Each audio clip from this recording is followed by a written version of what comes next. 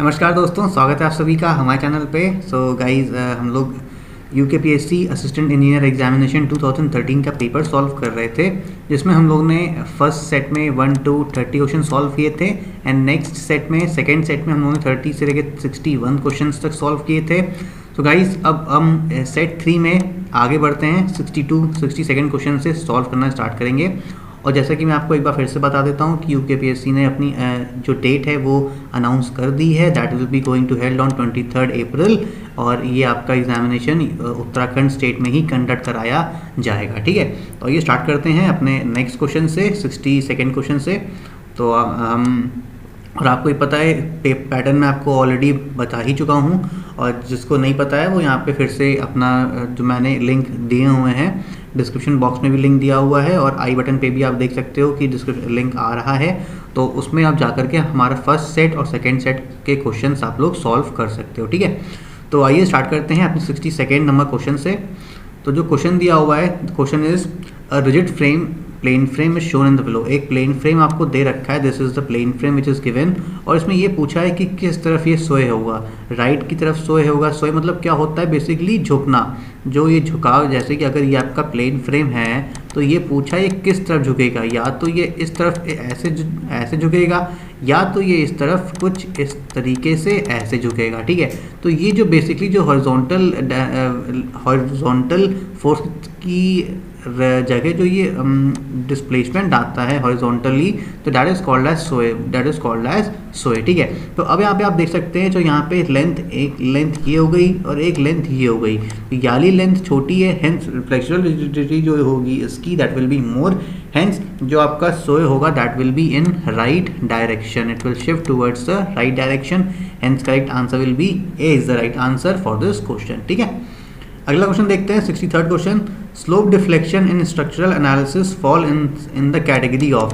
जो slope deflection method होता है वो कौन सा मेथड होता है? Basically it is a stiffness method, और इसको हम एक चीज़ और कहते हैं, it is also a displacement method और डिस्प्लेसमेंट मेथड। ठीक है, और बाकी के जो आपके force method, flexibility and consistent deformation methods होते हैं, ये आपके फोर्स मेथड्स होते हैं। ठीक है, ये सभी आपके फोर्स मेथड्स होते हैं, these are all force methods, और ये सब सेम होते हैं। एंड जो स्टिफनेस मेथड होता है that is the displacement method, hence correct answer will be D is the right answer. अगला क्वेश्चन देखते हैं, इन अ 2 hinge parabolic arch in an increase in temperature. अगर 2 hinge पैराबोलिक आर्च दे रखी है, 2 hinge पैराबोलिक आर्च मतलब 1 inch इधर 1 inch इधर, और ये इस तरीके से आपकी आर्च हो गई है। ठीक है, तो अगर ये 2 hinge आर्च दे रखी है और अगर हम टेम्परेचर इसमें इंक्रीज कराते हैं, तो टेम्परेचर इंक्रीज कराने पर क्या होगा, जो इफेक्ट है इसका, जो हॉरिजॉन्टल थ्रस्ट इस पर जो लगेगी that will get increased, hence C is the right answer for this question. अगला देखते हैं, नेक्स्ट क्वेश्चन हम सॉल्व करते हैं। एक पिन जॉइंटेड फ्रेम दे रखा है, आप फिगर में देख सकते हो, एक पिन जॉइंटेड फ्रेम दे रखा है। इसमें आपको बताना है ये परफेक्ट फ्रेम है, डेफिशिएंट फ्रेम है या रिडंडेंट फ्रेम है।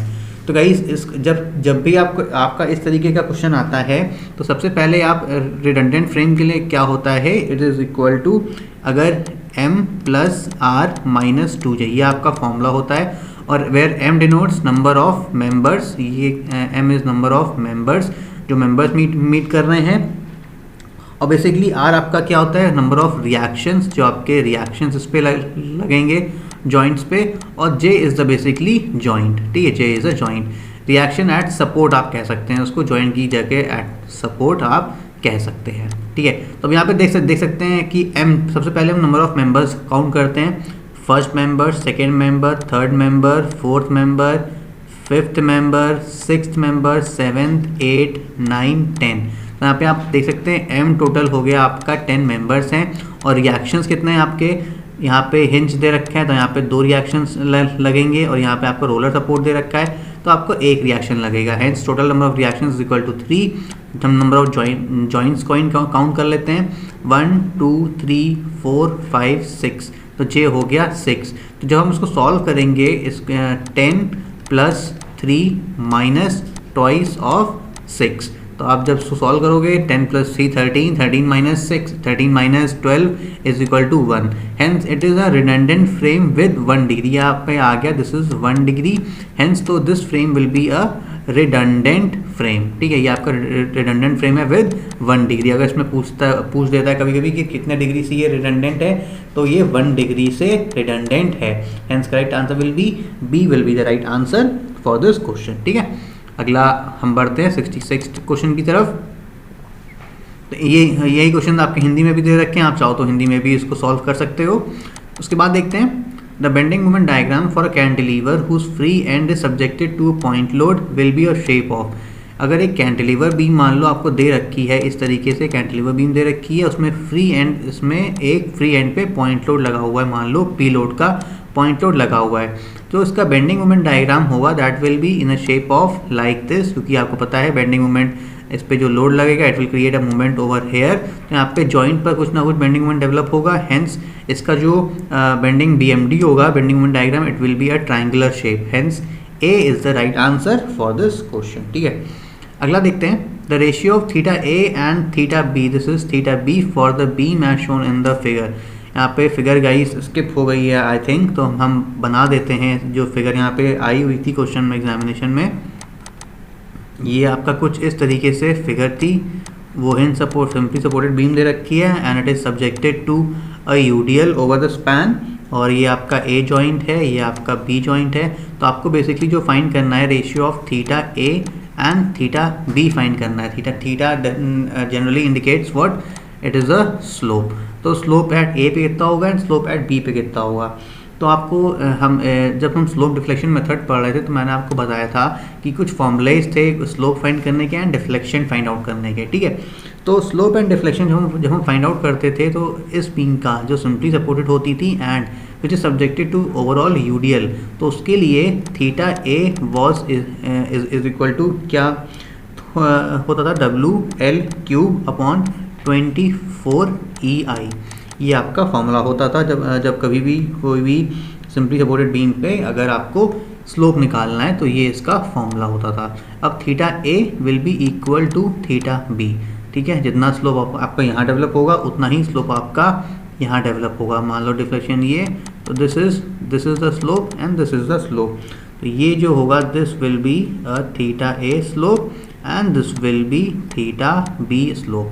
तो इस केस में थीटा ए और थीटा बी इक्वल होगा, हेंस जो करेक्ट आंसर होगा it will be 1:1 will be the right answer for this question, ठीक है।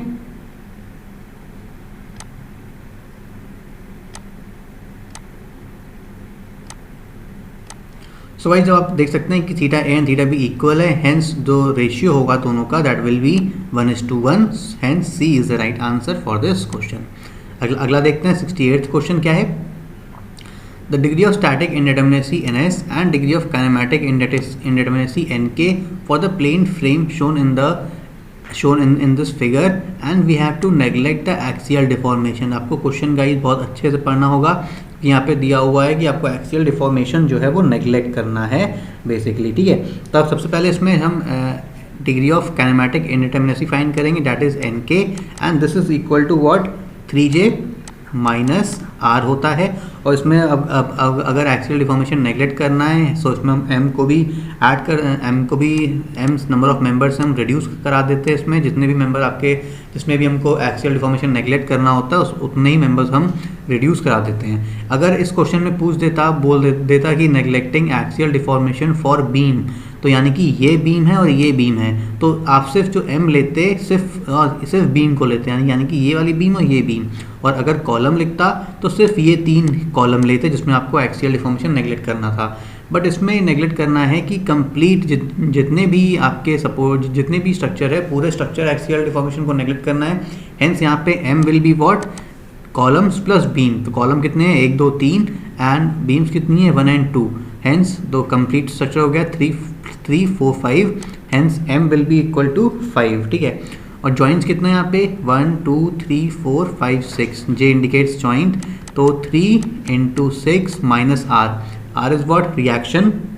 रिएक्शंस कितने हो गए इसमें, यहाँ पे 2 रिएक्शन, ठीक है, ये भी हिंज है ये भी हिंज है, यहाँ पे 2 रिएक्शन 2 2 4, और यहाँ पे फिक्स्ड है तो यहाँ पे 3 रिएक्शंस लगेंगे, ठीक है। मूवमेंट भी एक आ जाएगा तो 3 4 5 6 7, तो यहाँ पे रिएक्शंस हो गए हाउ मच 7।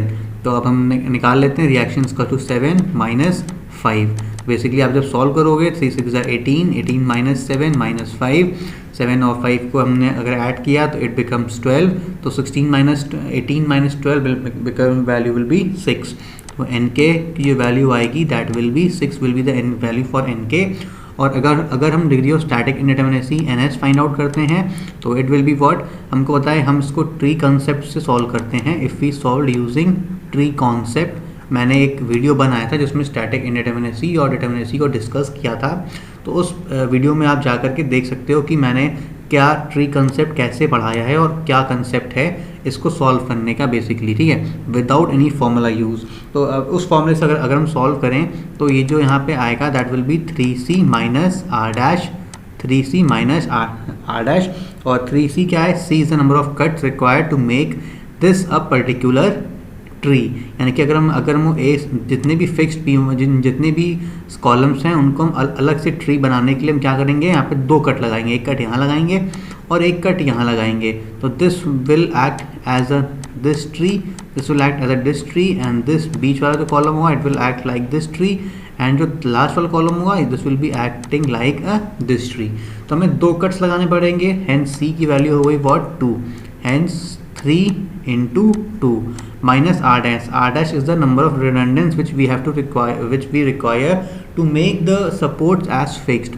तो यहाँ पे देख सकते हैं आप, एक सपोर्ट तो ऑलरेडी फिक्स्ड है और यहाँ पे 2 सपोर्ट जो है जहाँ पे हमको मूवमेंट लगाना पड़ेगा कि इसको हम फिक्स कर सकें। तो अब मूवमेंट लगा देंगे फिक्स करने के लिए, तो है number of redundance how much we require 2, that is दोनों ही बेंडिंग मूवमेंट है।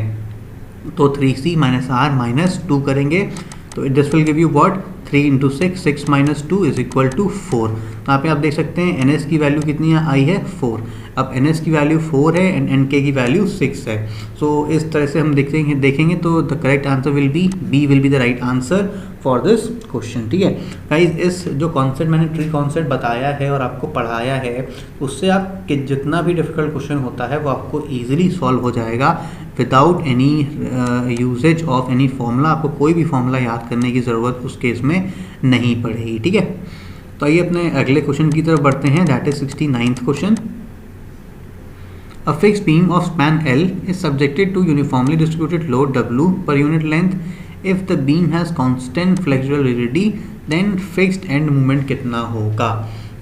यहाँ पे आपको फिक्स्ड बीम दे रखी है, तो फिक्स्ड बीम मतलब कुछ इस तरीके की आपकी फिक्स्ड बीम होगी, ठीक है, जिसका स्पैन की लेंथ कितनी है, span length is L is the span length, and इसमें यूनिफॉर्मली डिस्ट्रीब्यूटेड लोड कुछ इस तरीके से लग रहा है। तो इसको ये एक फॉर्मूला बेस्ड है और इसमें जो फिक्स्ड एंड मूवमेंट लगता है that is this is a fixed and movement और इसकी वैल्यू होती है WL²/12, ठीक है। तो ये आप याद कर सकते हो, hence correct answer will be D will be the right answer for this question, ठीक है।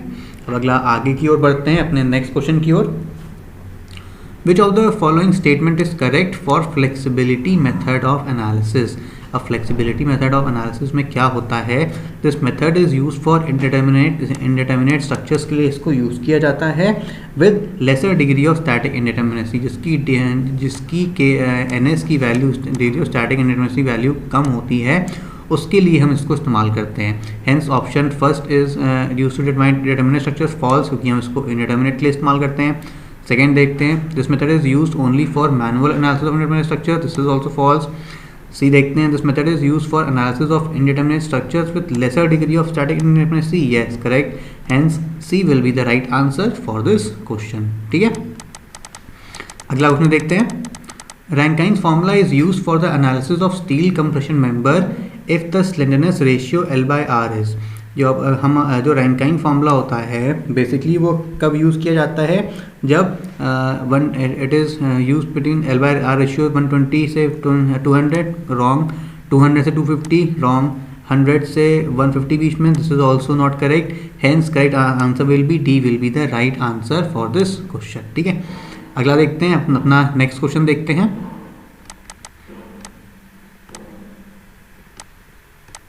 सो गाइस ठीक है, हम आगे बढ़ते हैं नेक्स्ट क्वेश्चन की ओर।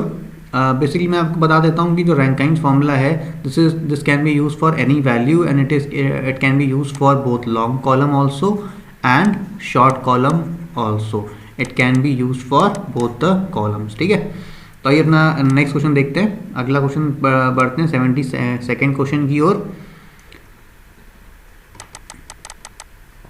In plate girder, the web plate is provided with stiffness when the ratio of clear depth to thickness of web is greater than 58, 85 या 68 और 75। तो hence करेक्ट आंसर जो होगा इसका it will be equal to 85। ठीक है, अब इसमें क्या पूछा था, क्या था बेसिकली जो वेब प्लेट हम प्रोवाइड करते हैं with stiffness when the ratio of clear depth to thickness of web जो जब 85 से बड़ा होता है then we provide the web plate with stiffness. ठीक है, अगला क्वेश्चन देखते हैं।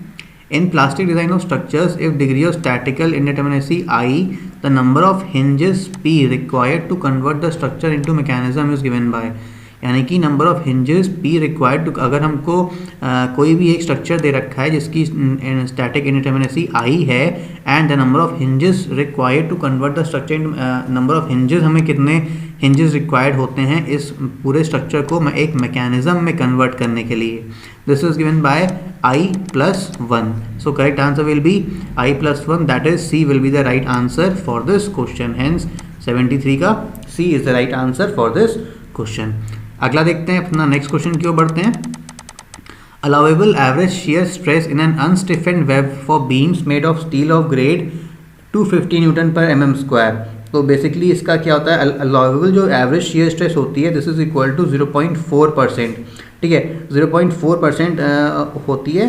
So it's not 0.4, it's almost 0.4 होती है of the steel of grade, of FS आप क्या कह लो या स्टील ऑफ ग्रेड कह लो। तो जब हम 0.4 इंटू 250 करेंगे तो correct answer will B it will B 100। Hence correct answer is D will be the right answer for this question. ठीक है, अगला क्वेश्चन देखते हैं, अपना next question. A steel plate of 300 mm width and 10 mm thick has a diameter of bolt hole as 20 mm। diameter of bolt hole जो दे रखा है वो 20 mm का है, तो जो net section of the plate होगा कितना होगा, यानी कि अगर आपकी प्लेट दी हुई है 300 mm width दे रखा है और थिकनेस जो इसकी दे रखी है दिस इज द थिकनेस, ये आपकी प्लेट दे रखी है, this thickness is given as 10 mm और जो विड्थ दे रखी है दैट इज आपको 300 mm की विड्थ दे रखी है। तो उसमें जो नेट सेक्शन होगा that will B 300 into thickness that is 10 minus, और बोल्ट होल का बोल्ट होल कितना है, bolt hole is of 20 mm। तो जब बोल्ट होल आपका 20 mm का है तो हम माइनस कर देंगे 20 माइनस 20 इंटू 10। ठीक है, तो जब आप थिकनेस माइनस कर दोगे it will come as 2800। So correct answer will be B will be the right answer for this question. ठीक है, अब हम आगे बढ़ते हैं 76 क्वेश्चन की ओर। If IB is the moment of inertia of the rolled beam section, AP is the area of cover plates in one flange, and H is the distance between the centroid of the top and bottom flange plates, moment of inertia of built-up plate girder का ये सब sections दिया हुआ है, तो इसके लिए आपको what will be I, moment of inertia कितना होगा। तो इसमें जो आपका करेक्ट आंसर होगा that will be I is equal to IB plus twice of AP H/2 का होल स्क्वायर।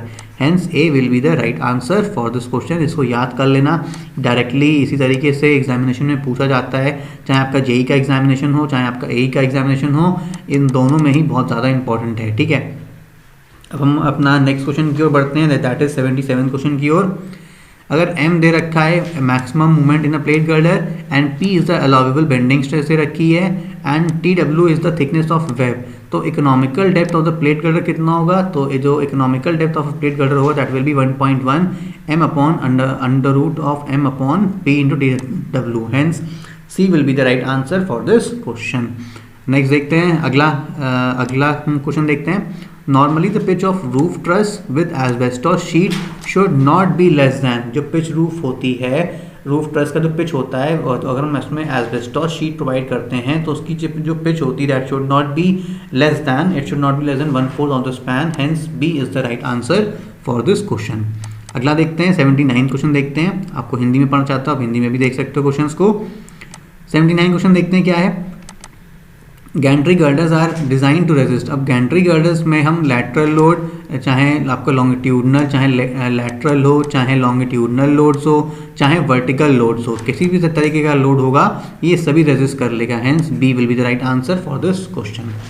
अगला देखते हैं, as per IS code the maximum pitch of the rivets in compression flange T for a built up beam is given by that it is given by lesser of 200 mm and 12 T। ठीक है, तो या तो 200 mm होगा और या तो 12 T होगा, इन दोनों में से जो भी लेसर होगा that will be the value of maximum pitch of rivets in compression flange. ठीक है, hence A will be the right answer for this question.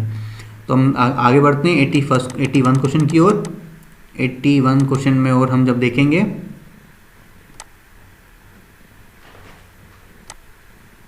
तो it will be what, it will be about, हाँ, in plate girder bending movement is primarily resisted by. अगर कोई भी plate girder है तो उसमें जो आपका बेंडिंग मूवमेंट होगा वो किससे रेजिस्ट होगा, that will be resisted by flange plate only, hence flange will resist the bending movement. ठीक है, अब देखते हैं 82nd question, the gross diameter of a rivet is the diameter of, this is the जो gross diameter होता है that is the diameter of the rivet hole which we provide, hence A will be the right answer for this question.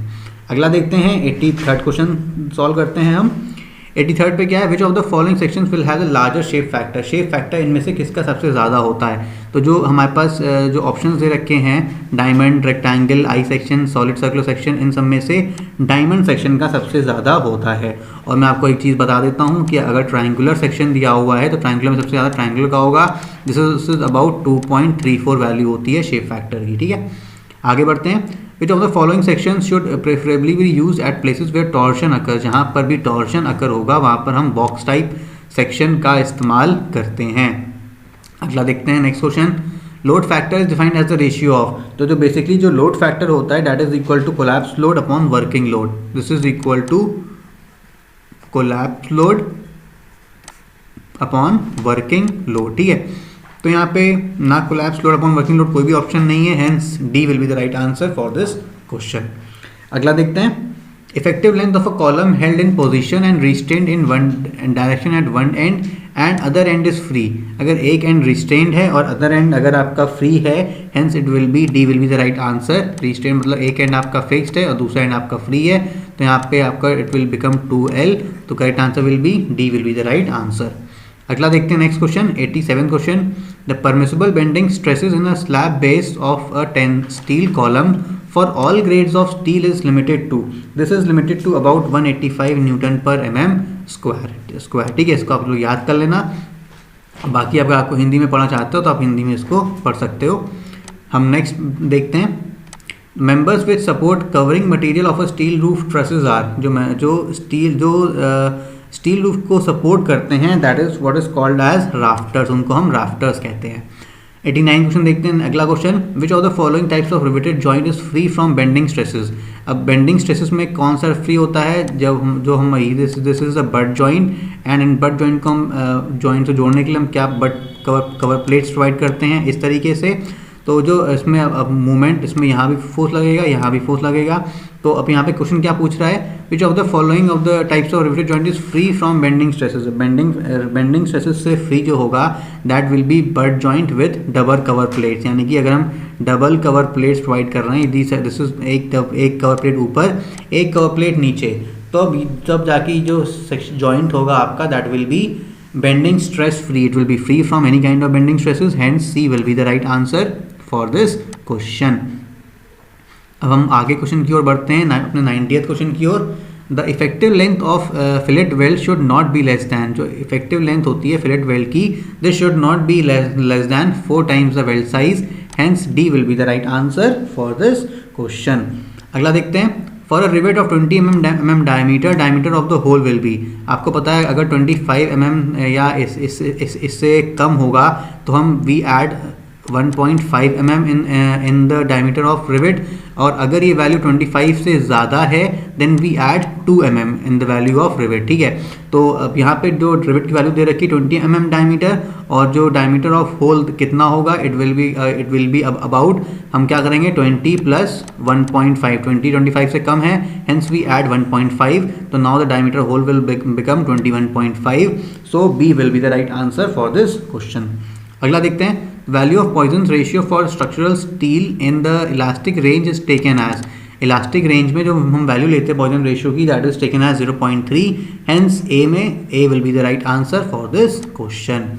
अगला देखते हैं, In upper bound theorem, plastic analysis for a given frame subjected to all set of loads P, the value of P which is found to be corresponding to any assumed mechanism will be, that is, it is with the value of lesser than the collapse load. This value is lesser than the collapse load, hence less than the collapse load will be the right answer. B will be the right answer for this question. अगला देखते हैं.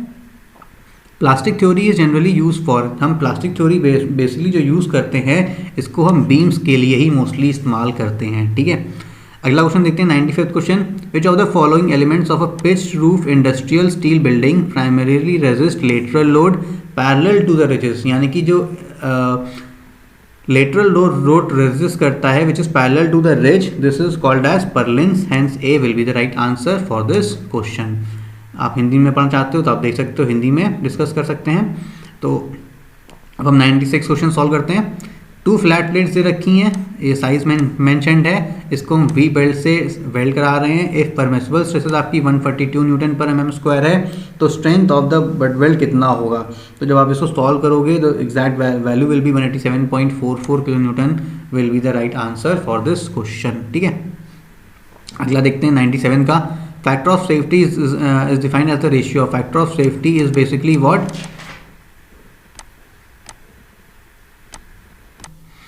यहाँ पे factor of safety basically क्या होता है? This is equal to yield stress upon this is factor of safety is equal to yield stress upon working stress, hence A will be the right answer for this question. Guys इसके पहले हम देखते हैं कि 96 के इस question को कैसे हम सॉल्व करते हैं. सॉरी, मैंने इसको सॉल्व नहीं किया, मैं आपको बताता हूँ किस तरीके से इसे सॉल्व करते हैं. तो इसमें आप देख सकते हैं कि हमको 2 प्लेट्स दे रखी हैं, फ्लैट प्लेट्स मेंशनड हैं 110 mm की, जिसका साइज 110 × 16 mm है, और एक प्लेट दे रखी है जिसका साइज 110 × 12 mm है. ठीक है, तो जो फॉर्मूला होता है स्ट्रेंथ फाइंड करने का, that is equal to sigma permissible stress into length into thickness. अब जो हम थिकनेस लेते हैं दोनों प्लेट्स की, that is the minimum thickness हम अडॉप्ट करते हैं दोनों में. एक की 16 mm है, एक की 12 mm है. तो यहाँ पे हम जो थिकनेस अडॉप्ट करेंगे that will B 12 and length will be, अब कितना लेंथ दे रहा है? 110 लेंथ दे रखा है. एंड परमिसिबल स्ट्रेस कितनी मेंशन है यहाँ पे आपकी? 142 Newton per mm square into 142. Hence उसको सॉल्व करने पे जब आप सॉल्व कर लोगे तो उसका आपका करेक्ट आंसर आएगा 187.44 किलो न्यूटन. ठीक है, तो correct answer will be C will be the right answer for this question. ठीक है, अब अगला देखते हैं 97 में हम डिस्कस कर चुके हैं ऑलरेडी. देन 98th क्वेश्चन है. Load factor applied to dead load और live load in the design of steel structures is. तो जो लोड फैक्टर अप्लाई करते हैं हम डेड लोड और लाइव लोड में, तो इसमें जो आता है that is equal to 1.5 that is B is right answer for this question. Shape factor of an I section. अगर आई सेक्शन आपको दे रखा है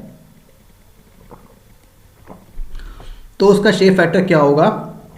अब आप इसको याद कर लो डायरेक्टली, या फिर it will be equal to 1.14 will be the right answer.